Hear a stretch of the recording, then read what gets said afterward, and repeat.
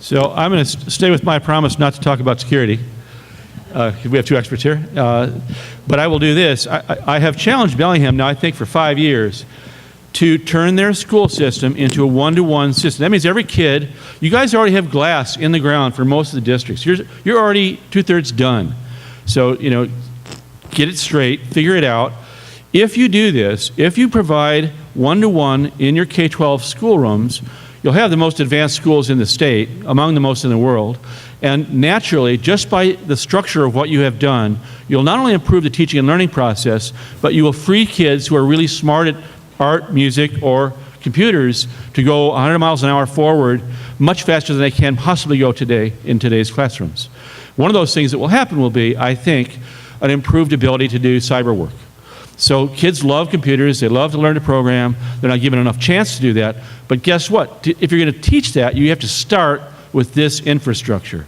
So please, Bellingham, get together, get your superintendents talking to each other, get TAG involved, because TAG knows all about this. I'm happy to come back and talk to anybody you want, and start putting Inkwell schools or one-to-one schools together in Bellingham, and it will revolutionize your ability to attract more tech companies and your economic story, and it will provide the future leaders who can do cyber programs. So I agree with everything said. The thing that you need to keep in mind is that the way I always think about it is that the arrow of innovation has turned around over the last 15 years. It used to be that innovation came from corporate America. All the new cool stuff happened in the Fortune 500 first, and your computer at work was always cooler than the computer at home. Not true anymore. It comes from the other way around. The consumerization of IT is being driven from the consumer end of the market, and what that means is the younger part of that. So N years from now, cybersecurity isn't going to be as much about programming or about computers. It's going to be about your mobile phone. And the society that the kids are growing up today that they're immersed in, particularly in schools, has some interesting characteristics. One of them is we like to pretend that they're not carrying those mobile phones, so we don't teach them anything about it, and we don't explain the dangers that they have in their pocket. And the other one is they live out loud. They do exactly what Facebook tells us to do. And as a result, they're not getting educated on the danger and the risk. So the solution is threefold. You have to have, awareness is the #1 thing. You have to start teaching kids about what's in their pocket. You got to teach them about what's on their desktop as well, but you got to be more focused about what they're carrying around. Then as businesses, education curriculum, it takes a long time, but the education curriculum will follow what businesses demand. So you need to talk to the people in your school board and in the people who are designing that curriculum and say, we need well-educated kids, and it has to start lower than today, where most cyber education starts is at the university or at post-high school levels. It has to start much, much sooner than that. It's got to start as soon as I get a phone in my hand.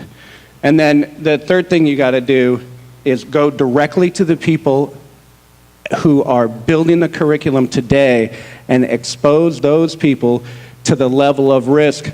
And it needs not to be about a technology risk. It's about an economic risk. That's what moves the curriculum, is what's driving the economy. So what's really interesting is that what Michael talks about is true, that we don't start early enough. We spent a couple of days this month, because October is Cybersecurity Awareness Month, going to 5th graders in some schools. Not one of them had anybody talk to them about the risks of their digital footprint, of passwords, of things out there, and they were just amazed. I have a niece that's 2. She takes my iPad, she can launch just about anything. 2. So we really do need to start that education early. It needs to be grounded, it needs to be factual, but it also needs to create a passion. I have a couple of young men that work for me that really didn't know what they wanted to do in life until somebody showed them what they could do, right? You're playing the video games, and now they can play in the real world with real data. But it's really about education. We have to start early enough to take all of the good things and then educate on why we need to protect that for ourselves. And that education really needs to start in grade school. So we will not see that happen, I don't think, unless we all get involved, right? All of you have an influence in your community.